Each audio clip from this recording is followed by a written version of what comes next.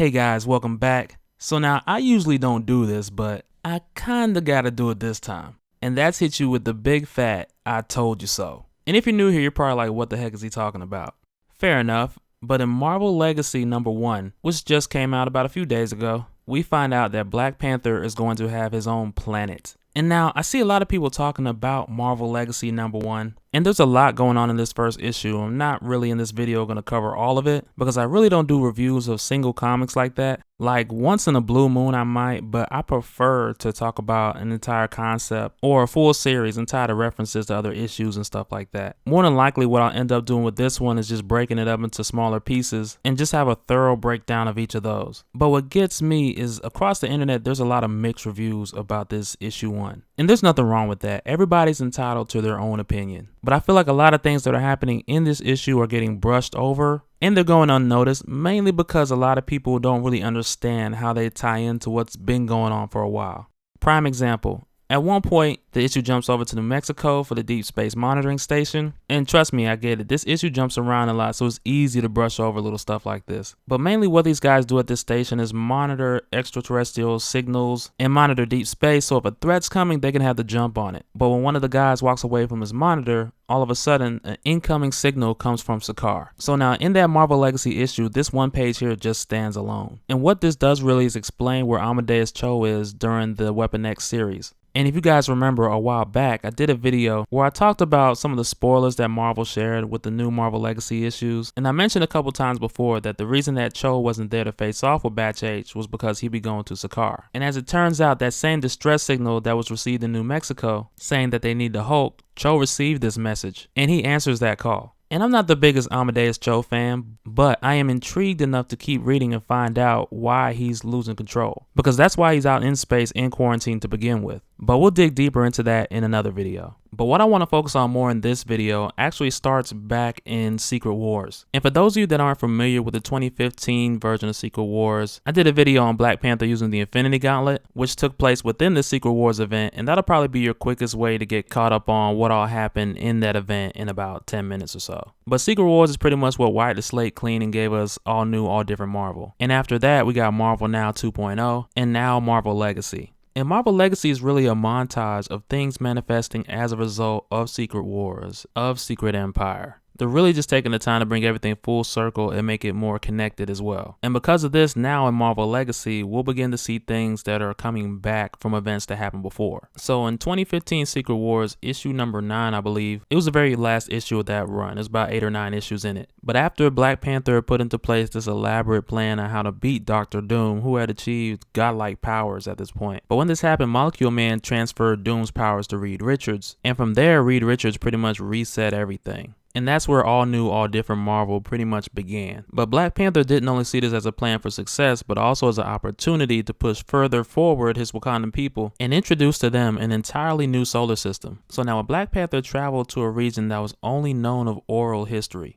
he did this using the time gem, which immediately disappeared. And I believe we discussed on why it disappeared, because in different realities, the gems would literally have no use. And that's why when Black Panther had the gauntlet, it would only work in certain sections of Battle World because it was patched realities from different places. But either way, he has it set up in Wakanda to where they're sending out huge payloads to colonize on this new planet. And so now in Marvel Legacy #1, we kind of get a glimpse on what this planet is looking like. So now, for those of you that saw my review on the first Black Panther trailer, you already know I compare a lot of Wakanda's visuals to Star Wars. But man, in this first issue of Marvel Legacy, and I don't know how many of you are Star Wars fans like that, but this planet looks a lot like Coruscant.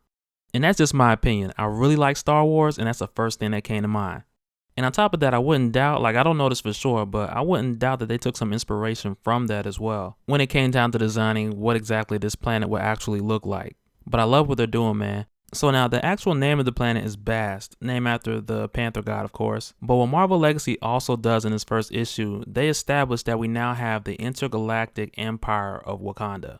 And what I believe this is going to do in the future is tie more Black Panther storylines into Guardians of the Galaxy. And even more likely, or hopefully, the new issues of Ultimates. But what I would like for them to do is kind of clear up the moment where T'Challa helped establish this planet and draw the connection to him now in the new Black Panther series and also in the new Ultimate series. Because we talked about before in a previous video speaking on Wakanda's history and how they named their newer established cities after previous Black Panthers who accomplished great feats. One of the most recent being Burning T'Chaka, who's T'Challa's father, and this city is located in the northern west region of Wakanda. And we see that they do the same here on the planet Bast, naming the capital after T'Challa. And everything for this hasn't come full circle just yet, so we still got to kind of wait and see how this ties into the current run of Black Panther or even the issues Ultimates. And like I said, those are just things that I'm looking for to come full circle when they bring this all back around. So now the next thing that I want to mention, and it's not a whole lot that we really have to go off of because we really don't have but that much information about this planet so far. But another thing that we do know is that there was already life on this planet before the people of Wakanda started to build their colony on it. And in Secret Wars, T'Challa talked about it a little bit, saying that in the West it was vacant, so they would start their colony there. And the natives of this planet in the East, who were living pretty primitive, they would share some of their technology with them in order for them to live better. And from the new images, it looks like that's exactly what they did. But yeah, they didn't just start going over there busting heads and putting people in slavery. That's gonna be in Black Panther Secret Empire. No, I'm joking. That's not really a thing, so don't go out there looking for that. Oh man.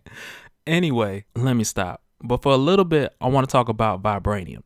So now this alien element dates back to about 10,000 years ago. Where it originated from is still a mystery in both types of vibranium, whether it's the one in Wakanda or in Antarctica. We don't know where either one of them came from, we just know for the longest time that they're here. What I'm curious to see as the Black Panther explores this new world, this new solar system, like will we find out that this is the planet where it originally came from? Planet M23671A, this M-class planet, could it be where it all began? Because hearing about vibranium on any other planet aside from Earth is very rare. And I do mean very rare. I think the last instance I've heard or anything about it is an isolated incident with the Spartax Empire, and that really digs more into your Shi'ar storylines. And as unlikely as I feel that small mention would end up back here, that's one of those things you never know. It could, because that also tied into Captain Marvel as well, who's also Black Panther's teammate on the Ultimates. But aside from this being where vibranium came from, aside from that, we also had to consider all the new possibilities and the new potential of the elements discovered on this new planet. And with the imagination and innovation of Wakanda scientists, the potential just shoots through the roof. And what they discover here on this new planet can make vibranium seem like toilet paper. Not to say that they will make vibranium toilet paper, but just saying that it could make vibranium more useless if they find other elements that are similar but improvements or just far more superior overall. But this, like many other things, we'll have to wait and see when it comes full circle. Now, I don't believe the full reveal of this will happen this fall,